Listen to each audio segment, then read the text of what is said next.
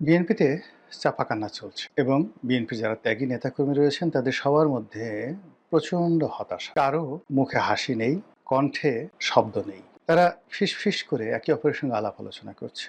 আর আপনজনদেরকে ডেকে ডেকে বলাবলি করার চেষ্টা করছে, কি হলো? ১৭ বছর এত পরিশ্রম করলাম, ৩০ বছর, ৪০ বছর, ৫০ বছর রাজনীতি করলাম। বিনিময়ে কি পেলাম? এ কি নিয়তি?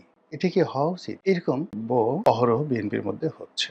আমি যেহেতু এই দলটিতে একেবারে নতুন, তারপরেও দলের যারা টপ লেভেলে, যারা বিশেষ করে টক শোতে আসেন, সামাজিক যোগাযোগ মাধ্যমে খুবই অ্যাক্টিভ, তারপরে মানে যেটাকে বলা হয় ওই দুধের স্বর শ্রেণী যারা আছে, এবং এরাই সবাই মন্ত্রী এমপি হয়েছেন। এমপিদের কথা বলতে পারবো না, বাট যারা মন্ত্রী হয়েছেন মোরলেস বা টপ যারা সিনিয়র মোস্ট সংসদ সদস্যরা আছেন, তাদের সঙ্গে আমার যে সম্পর্কটি ২০০৯ সন থেকে সামাজিক একটা সম্পর্ক গড়ে উঠেছে।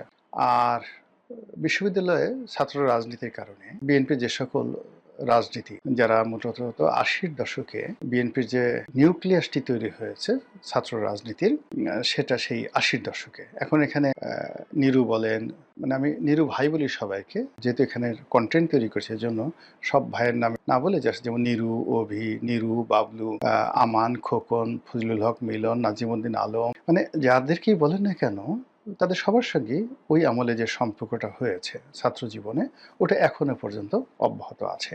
তারপর বিএনপির যে ব্যবসায়ী গ্রুপ যারা আছেন, টপ ব্যবসায়ী গ্রুপ, বিভিন্ন সময়টাতে যারা ক্ষমতায় থাকাকালীন সময়েও তারা লাভবান হয়েছেন বা ক্ষতিগ্রস্ত হয়েছেন, ক্ষমতার আগেও ক্ষতিগ্রস্ত হয়েছেন। বিএনপি পন্থী যারা সাংবাদিক আছেন, কবি আছেন, সাহিত্যিক আছেন, মোটামুটি সেই ৮০-র দশক থেকে আজ অবধি যে বিভিন্ন স্তরে বিএনপি সবার সঙ্গে সম্পর্ক ছিল এবং এখনো আছে। আর বিশেষ করে যারা টকশোতে আসেন, যারা মন্ত্রী এমপি হয়েছেন, যাদেরকে আমি বলি লেয়ার, মানে দুধের স্বর, যারা এদের সঙ্গে সম্পর্কটা মানে বেশি। এর কারণ হলো অলমোস্ট এভরি নাইটই এদের সঙ্গে সেই ২০০৯ সন থেকে বেশি বেশি দেখা হয়ে আসছে। এবং যেহেতু আমি এমপি ছিলাম, এমপি পদমর্যাদার যারা লোকজন আছেন, অর্থাৎ বিএনপি যারা এমপি ছিলেন বা যারা এমপি হতে পারে, তাদের সঙ্গে যোগাযোগটা বেশি হয়।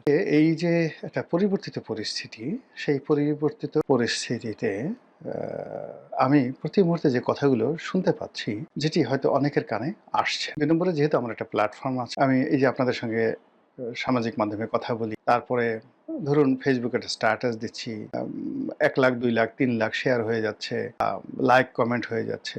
একটা ফেসবুক পোস্ট কখনো কখনো এই ২ কোটি, ২.৫ কোটি বার দেখা হয়ে যাচ্ছে। তো যার কারণে হয় কি, মানুষজন বলে, অনেক বড় বড় মিডিয়া হাউস বলেন, অনেক বড় বড় সাংবাদিক বলেন, তারাও দেখা গেল যে একটু বলে যে ঠিক আছে, রনি সাহেবকে যদি কথাটা বলি আর সে যদি তার সোশ্যাল মিডিয়াতে এই কথাগুলো তুলে ধরে, তাহলে তাদের জন্য ভালো হবে। বিকজ দেখা গেল যে আপনি প্রথম আলোর কথাই চিন্তা করেন, প্রথম আলোর সার্কুলেশন, আমি সবচেয়ে বাংলাদেশের মানে যাকে বলা হয় এই গত কয়েক বছরে একেবারে টপ চার্টে যে পত্রিকাগুলো ছিল, তার মধ্যে বাংলাদেশ প্রতিদিন ১ নম্বর। বাংলাদেশ প্রতিদিনে সেই আমি ২০০৯ সন থেকে লিখছি। তারপরে এখন কালের কণ্ঠে লিখছি, প্রতি বুধবারে লিখছি। কালের কণ্ঠ এখন সার্কুলেশনের দিক থেকে বাংলাদেশ প্রতিদিনের পরে প্রথম আলোর পরে যে মানে পত্রিকাগুলো আছে, এগুলো মোটামুটি একই আছে, যেমন যুগান্তর, কালের কণ্ঠ, সমকাল, তাদের ৫,০০০ ১০,০০০ ডিফারেন্স। তো সেই কিন্তু ইনফ্লুয়েন্সের দিক থেকে কালের কণ্ঠর ইনফ্লুয়েন্স বেশি। কালের কণ্ঠের নিউজের কারণে সেই গত কয়েক বছরে সারা বাংলাদেশে অনেক তোলপাড় হয়েছে। বেনজির সাহেবের চাকরি গেল,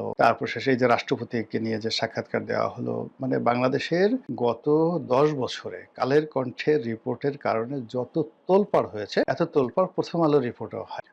তো সেই কালের কণ্ঠে আমি প্রতি বুধবারে লিখি, কিন্তু কতজন মানুষের কালের কণ্ঠে যতজন মানুষ পড়ে, তার চেয়ে ওই লেখা যখন আমি আমার পেজে দেই, ফেসবুক পেজে দেই, তখন বেশি মানুষ পড়ে। এই জন্য হয় কি, আমাদের বিভিন্ন স্তরের মানুষ, এমনকি যে একেবারে সাধারণ মানুষ, হয়তো কেউ আমার এই কন্টেন্ট দেখেন দিনাজপুর থেকে, তিনি তার একটা মনের কথা বলতে চান, তার কথাটা তুলে ধরতে চান। তো একইভাবে বিএনপির লোক, আওয়ামী লীগের লোক, জামাতের লোক, সবাই বলেন।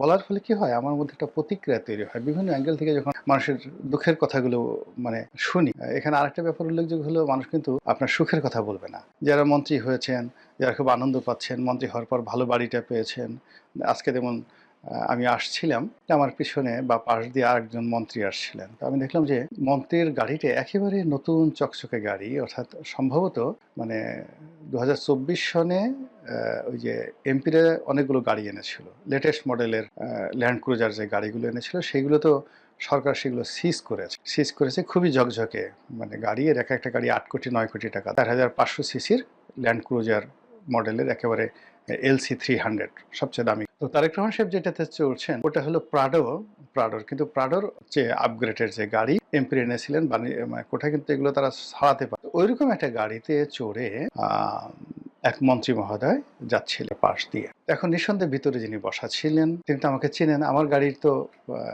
গ্লাস মানে যাকে বলা হয় একেবারে আমাকে দেখা যায়, মানে আমি কখনো রঙিন গ্লাস নিয়ে বা কোনো টিন্টেড গ্লাসের গাড়িতে চড়ি না, আমার গাড়িতে সবসময় স্বচ্ছ গ্লাস থাকে, সাদা গ্লাস।